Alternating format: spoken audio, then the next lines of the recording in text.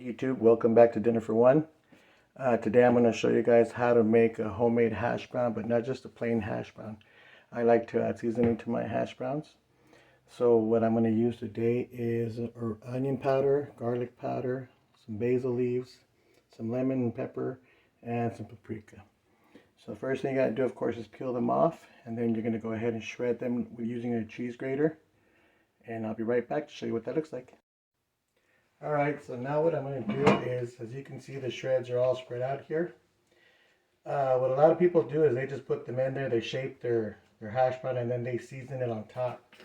I prefer to season the shreds, excuse me, the shreds that I've just grated out of potato before I actually put them together into a hash brown. And the reason being, because you want to get that flavor throughout the hash brown.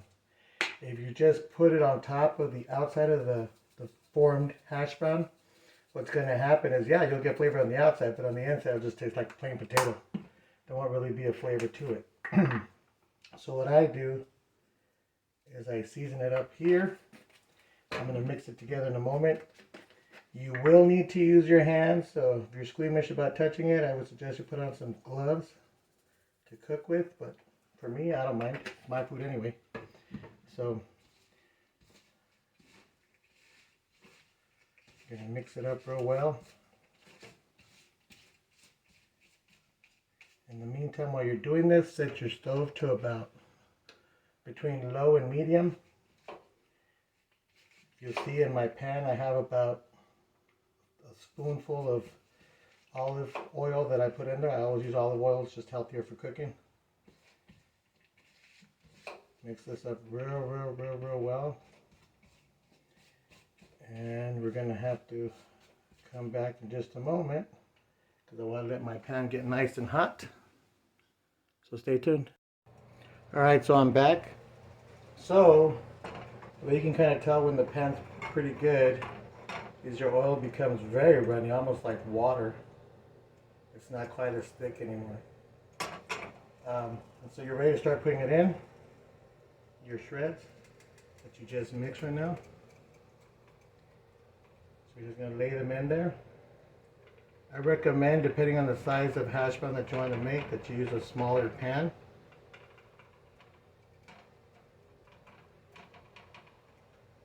As you can see, I have enough here for probably 2 hash browns.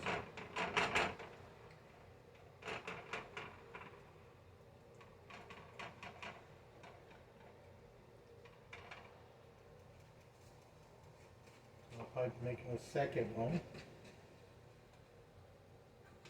Now you do want to press down on this, mostly so that it kind of adheres together, all the shreds, into the patty, the hash brown patty that you're making, but also kind of squeeze out that extra moisture. Some people will take the shreds, and I've done it myself before, but it's just an extra step, if you ask me, of getting the shreds and wrapping it on a paper towel, and they squeeze it to really drain out any extra moisture from the potato. Me personally, I just do it like that because I know it's going to come out anyway. So,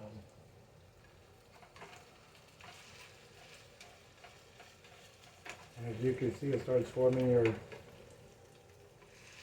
hash brown patty.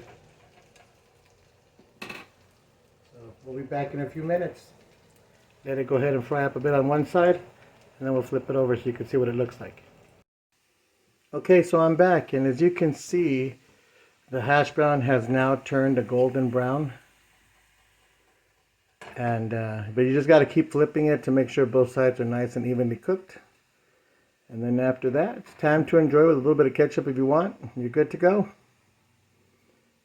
So I'll be back in a moment to show you the finished product. Stick around. And there you have it, your finished hash brown. It's a seasoned hash brown, so it'll have a lot more flavor in the potato. Me personally, I like to add, rather than ketchup, I add a picante sauce on top. I love the way that little spiciness kicks into.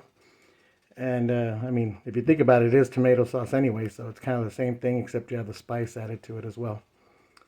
Anyhow, please don't forget to like, comment, subscribe.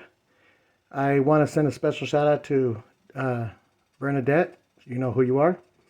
Just want to let you know that your recipe is coming up. I want to thank her because she's been a follower of this channel and given some good thoughts on it. Shared a recipe with me, which I hope to feature in either my next or the following recipe. Just got to get a few ingredients. But either way, as always, dinner for one is served.